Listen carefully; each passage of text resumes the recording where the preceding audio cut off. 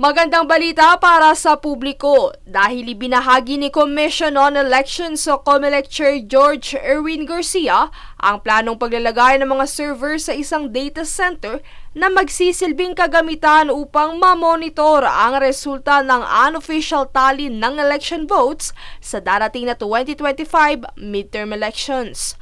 Ang pahayag na ito ni Garcia nitong Martes ay mula sa launching ng programa para sa voters education ng Parish Pastoral Council for Responsible Voting o PPCRV na Tibok Pinoy na ginanap sa Makati City. Sa kanyang pagbabahagi, pinaliwanag nito ang magiging sistema sa naturang server.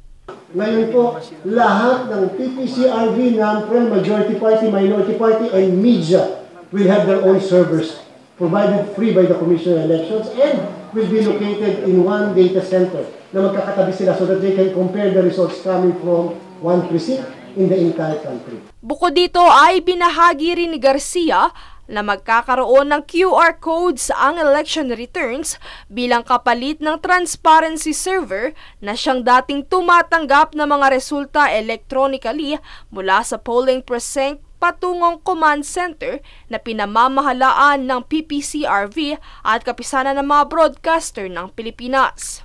Yung po QR code pwede po siyang i-capture. And yung summary ng votes sa presinto na andun din po sa QR code. Ibig sabihin, hindi na kinakailangang hintayin pa ng PPCRV. Yung mismong hard copy ng election returns coming from their coordinators and watchers. By just capturing the QR code, mapapadala na kaagad, makukompare kaagad ang yung napaskil sa labas ng presinto. Ano yung naipadala sa atin? Ano yung copy natin ng election returns? At ano yung nakalagay sa QR code? Dagdag pa ni Garcia, matapos ang pagbibilang, printing at transmission ng resulta, ipapakita ng COMELEC ang lahat ng ballot images na isinumite ng mga botante.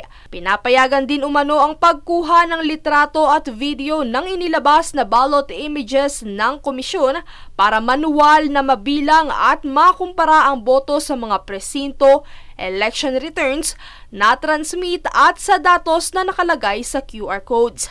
Samantala, nakatakda naman na i-roadshow ng COMELEC ang automated election system na Miro system sa Kongreso sa darating na Nobyembre kung saan kamakailang ipinahayag ni Garcia na bababa ito sa posisyon kung pumalpak ang sistema sa naturang okasyon basta hindi masabotahe. Ang Miro system ang Korean firm Lone Bidder na magde-deploy ng voting machine sa Pilipinas para sa 2025 elections. Princess Castro nag-uulat para sa One Media Network.